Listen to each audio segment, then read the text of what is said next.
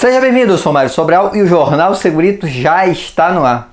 E eu sei que eu tô há muito tempo sem fazer vídeo, mas não foi porque eu quis não, tá? Sabe essa gripe que tá pegando todo mundo?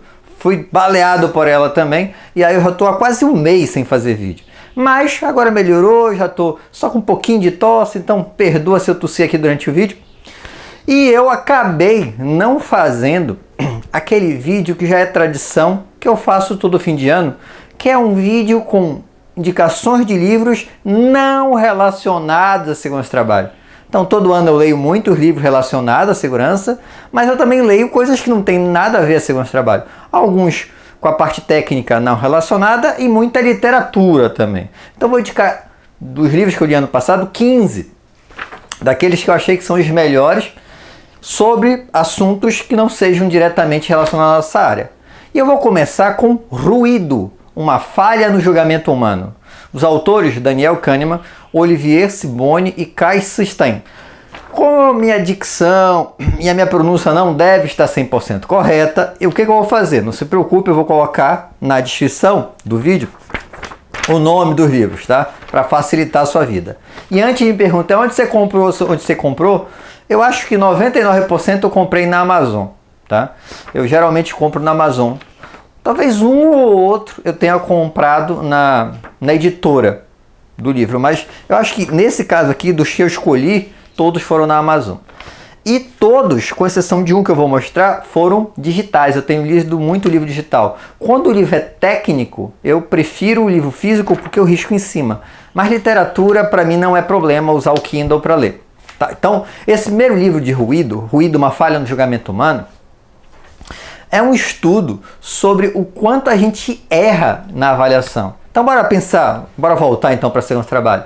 Imagina que você está vendo ali um post-trabalho e só olhando você fica assim, isso aqui tem tal problema, tal situação, não sei o quê. Há uma grande possibilidade de erro. Não é que a experiência não faça a diferença, faz, mas você precisa de informações, dados estatísticos, você precisa de dados para agilizar, já que você tem experiência, vai agilizar o processo de avaliação. Agora, sem essa informação, você acaba sendo influenciado e não tem uma boa avaliação, tá? Isso é comprovado através de vários e vários estudos. Eu achei bem interessante. O outro livro é Iguais Perante a Lei. O autor Augusto de Arruda Botelho é um advogado e esse Iguais Perante a Lei, ele fala sobre direito. Então, para a gente entender como funciona, lógico, é uma abordagem rápida e simplificada, mas extremamente didática, tá? Você tem uma noção geral sobre diversos assuntos na área do direito. Depois, o Pequeno Manual Antirracista da Djamila Ribeiro. Então, essa parte de racismo é extremamente importante e a gente entende um pouquinho mais sobre racismo estrutural, de algumas coisas que você nem percebe às vezes, de verificar. Então, eu achei excelente a leitura e é um livro que você lê num dia. O outro, esse é o único que eu tenho físico, que é esse aqui, ó, Projeto de Pesquisa, Métodos Qualitativo, Quantitativo e Misto. Os autores, John Criswell e David Criswell. Então, esse livro aqui, volta a falar, não é para segurança, mas em relação à parte de projeto de pesquisa, ele vai falar justamente dessa avaliação qualitativa, quantitativa e misto. Serve para a gente como conceito? Serve, mas o foco é pesquisa.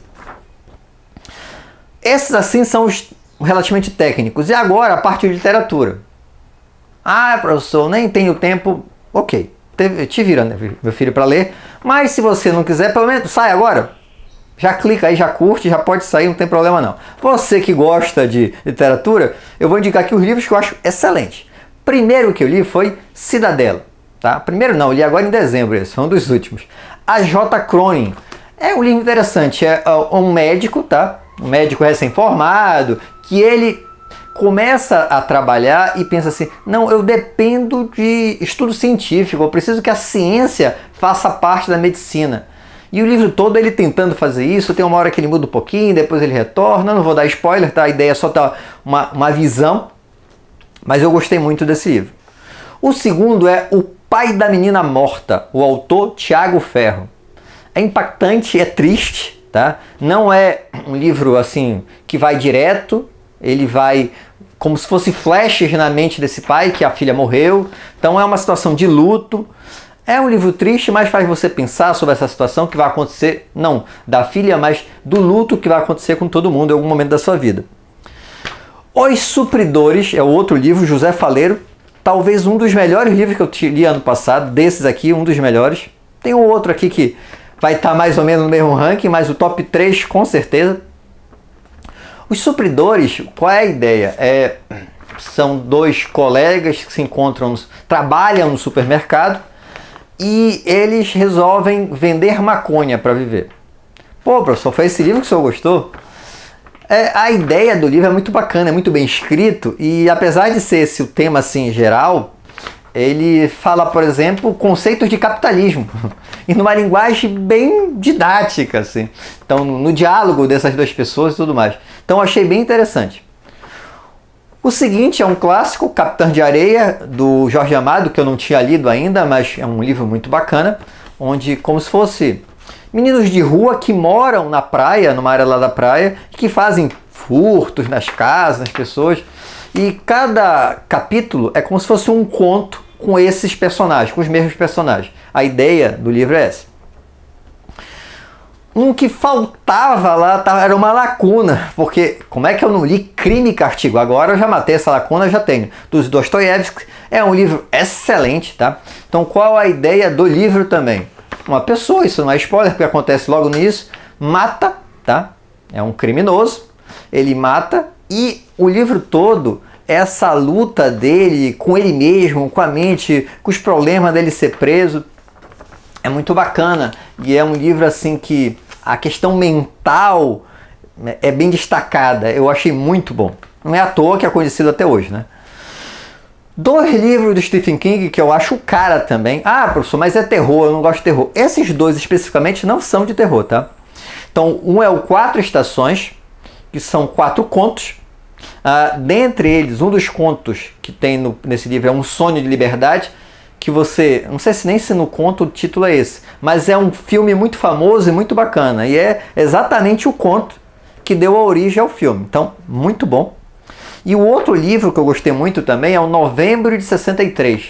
O Novembro de 63 é a história de um professor que ele retorna para o passado para evitar o assassinato do presidente dos Estados Unidos. É muito bacana.